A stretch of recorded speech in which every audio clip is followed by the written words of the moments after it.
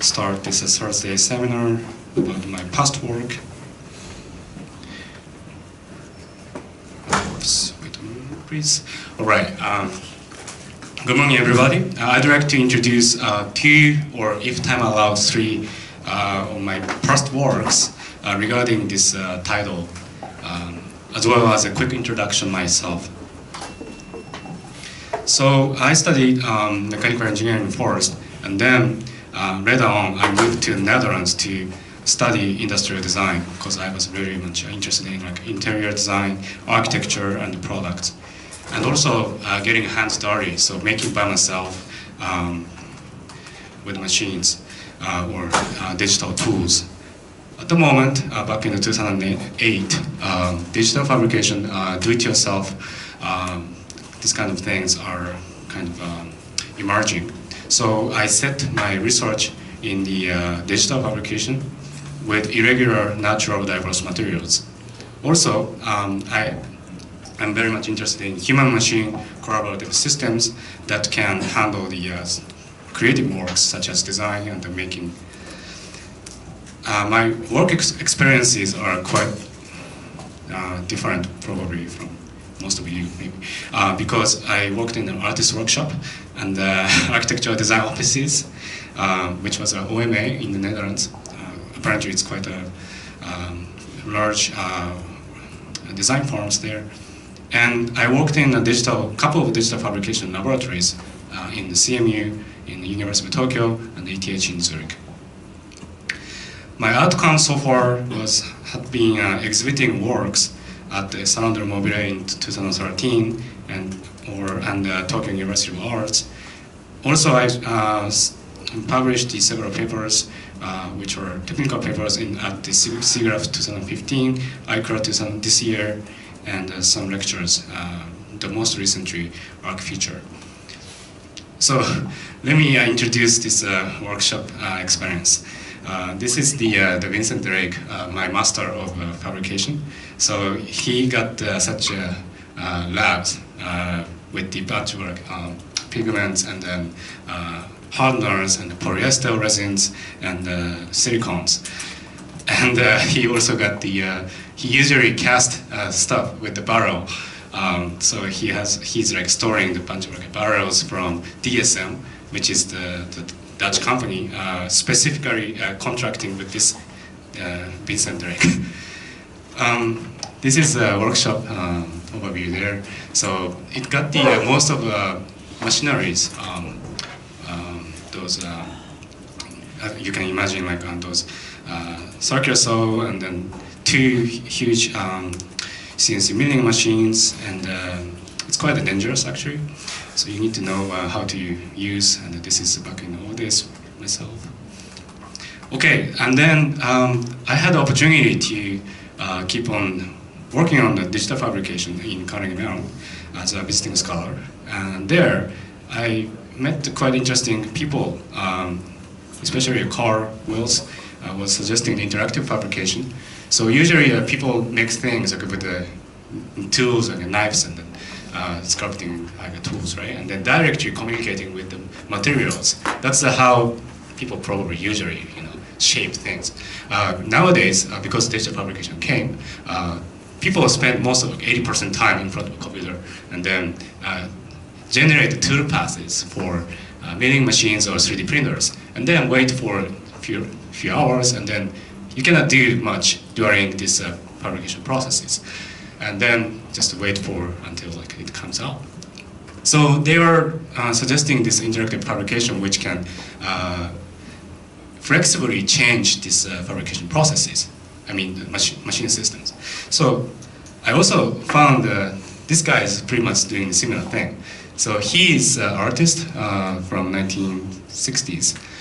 Basically, what he is doing is reading the grain pattern and then pick up the one specific grain and carving outside of this specific grain.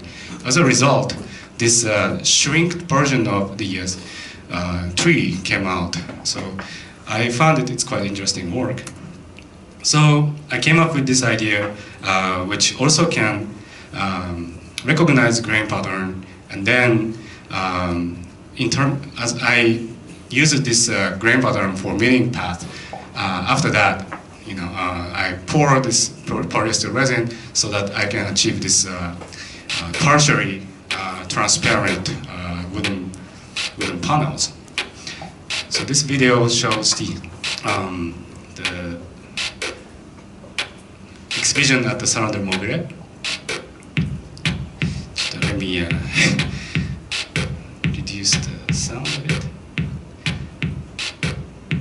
So this Kinect is doing 3D scanning and then correcting this, making the image of a long wooden plank, which is like 3 meter length. And then the robot is carving just up and down.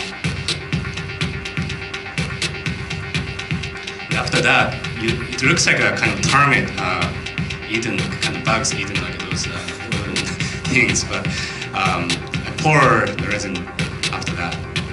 Originally, I very carefully selected the milling tools so that the resolution was actually a little more higher, so that you could really recognize the wooden pattern, wooden grain pattern. But unfortunately, the time was limited as usual, so I changed to a little bit bigger milling bit size. After that, I surfaced this plank and then exhibited in this way.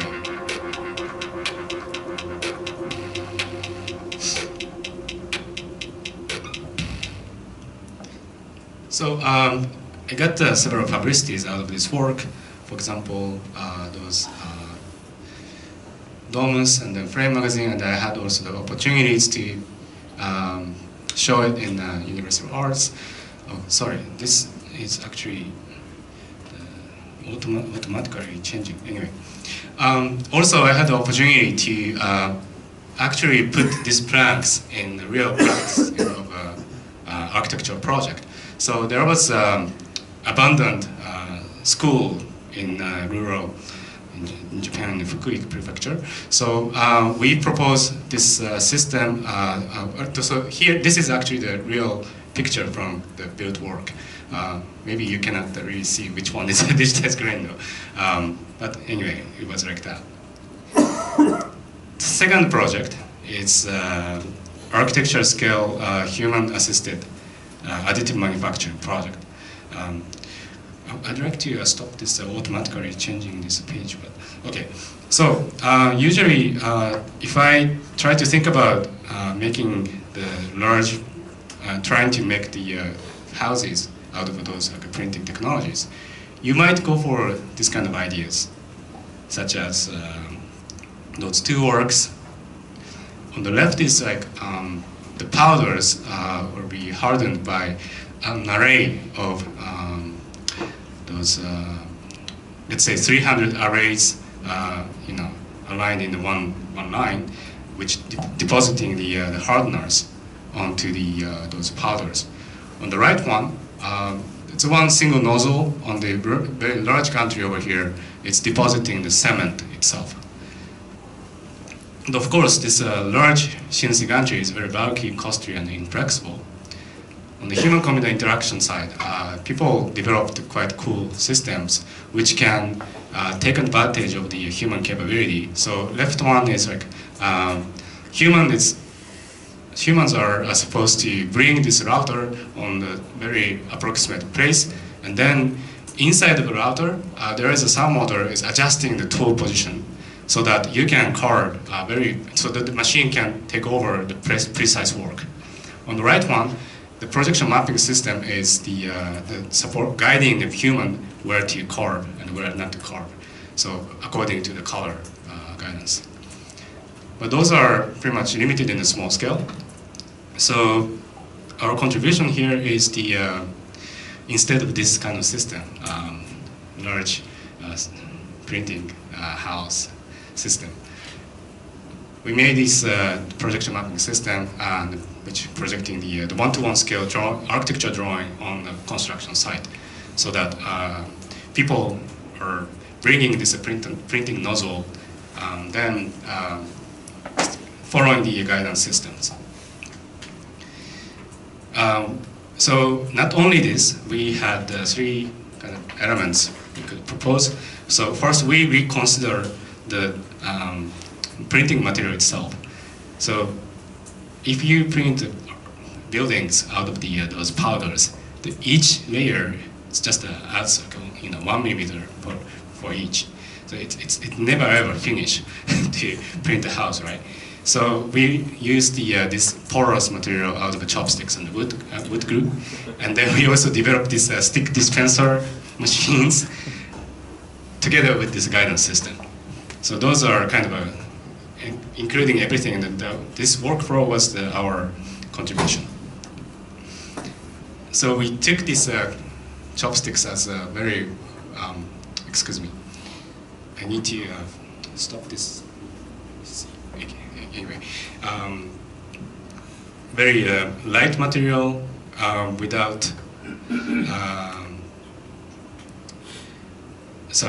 very lightweight material with which allows the porous structure, and also each layer adds up like 100 millimeter instead of 1 millimeter. So it was quite challenging to use this kind of glue chopstick composite, but we did it such a test, and then proved that that we can take it as a homogeneous material. Although locally there's some sketchy things going on, but we take it as a homogeneous material. Those are a series of stick dispensers we developed. Some of them were even broken, and then at the end we built the 16 of them. So the hand sticks dispenser had to be easy in handling and loading sticks, because humans are really bringing them in on the construction site. So we also had to make sure that consistent feed of chopsticks and wood glue composite. So this feed roller is feeding those sticks from the 300 bundle of chopsticks on the backside, and then this coating roller makes sure to apply those wood glue on the 4 sides of the sticks, right? As a result, we achieved the 150 sticks per minute, which is like filling the 1 cubic meter per hour. And as for guidance system, we set up like a projector depth camera set like this. First, we take the point cloud from this depth camera, and then compare the target shape in the voxel space. And we apply we set the 3 modes. First is sufficient, so which means you are not supposed to add any more on top of it. Insufficient, it means that it's fine, but you need to add a little bit more. Sorry about the color is a little bit different, but it's supposed to be red. The excessive part is wrong, so you need to remove immediately from this stock. And we project this result. So this is the 550 centimeter cubes test with a 5 centimeter resolution. So it's quite working fine in terms of you can see the volume of a cube over here. So we use this system for 2 case studies. One on the left side, entirely printed indoor, and second one on the right, outdoor construction. But it was too huge, so we subdivide the panels into 35 panels so that the construction was a little bit more efficient. So the first case study was like that. We pre-calibrated the 2 positions over here and then move it over so that the area, one position was not enough to cover entire area. So in this way we could cover the entire shape. So it took 3 days for construction with 1 dispenser. It was quite hard work. The users are checking growth directions with such a whiteboard. So if you place this whiteboard up in the air, you can actually foresee what kind of shape is coming. This is what's very crucial, because if you make a mistake on the lower layer, this doesn't really reach you to the, the future position, because of the growth direction will be totally different direction. So you cannot really change from this height from here to there. So you really have to make sure to follow what the projection mapping system guiding you.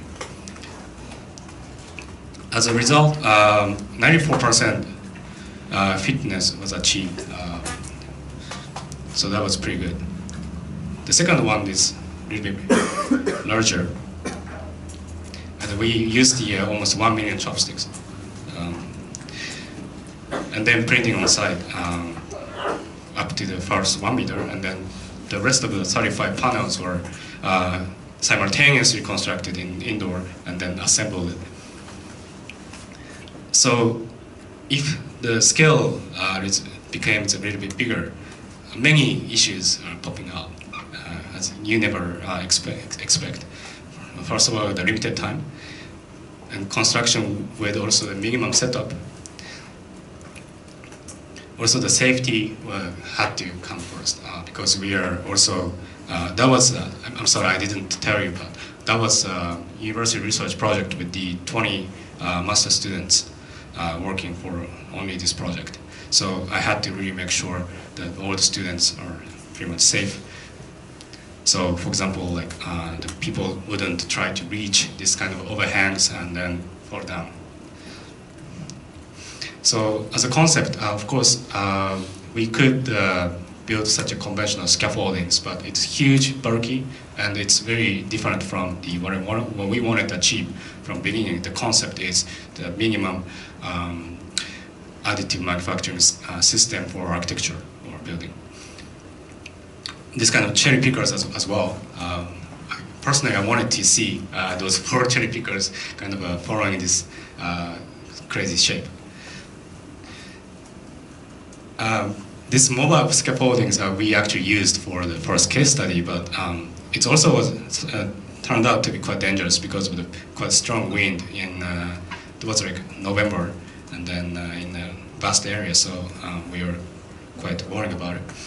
So as a result, we decided to go for this idea, for faster, safer, and cheaper option. Okay, I got 3 minutes more, because I have one more project, but then let me skip this. So, so far I showed 2 projects and then a little bit of branches. But as I clarified in the very first slide, I'm very interested in the irregular, natural, diverse materials, which cannot be handled directly at this point with the normal production systems. So I also worked on stones, as you know, and I was showing it to the private show. So, and the chopsticks. What I want to do is, the system, implementing a system which can handle those materials, and also not only design, but also the production process, which is very different from the conventional processes.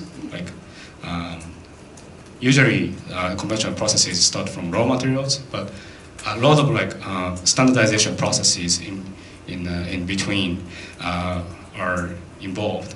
As a result, we can of course achieve such regular mechanical properties are pretty much sure this kind of products.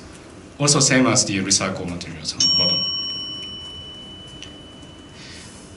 But at the same time, we also shouldn't forget the what wise men did before, back in the old days.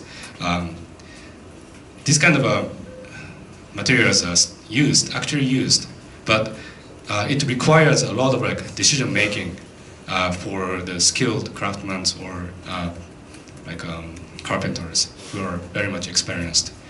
For example, who can make sure this carved wood would be strong enough to hold this entire structure. Just by having a look, it's impossible with the current system. So we have to really make sure, for example, it's not only 3D scan, but also the X-ray scanning might be necessary to make sure there is no defects inside of the wood. It's costing too much. So that's why we cannot use these kind of materials for construction works. So my vision is to include such a system, and then not only the machine but also the human, not only the top-down process but also bottom-up voices could be also included in this kind of system. Thank you for your attention.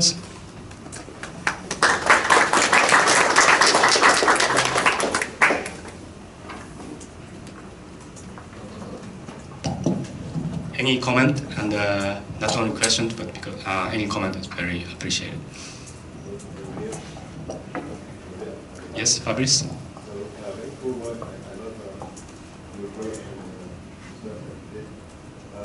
so it seems to me that you kind of found a middle ground between liquid material, which you just put in a mold and just shape in the water, and solid blocks like Legos that you just stack together to make the sculptures. You kind of have found something in between where you have these chopsticks that you just put in there. They're not liquid, but they're not tiny blocks, and you can mold them to some extent. But you have these constraints, right? I don't know if you thought about it this way. And so, another question following that is, have you considered, so they are mostly static right now, your sculptures, your creations. Have you thought about mobile moving creations? Like, I don't know if you're aware of the UCC's work on the kinetic blocks, we saw shape-shifting displays. I see. I was actually involved in this moving branch project over here, but I can quickly answer to you again in person because it's already exceeding 2 minutes over here. So, yeah, but thanks for your attention again.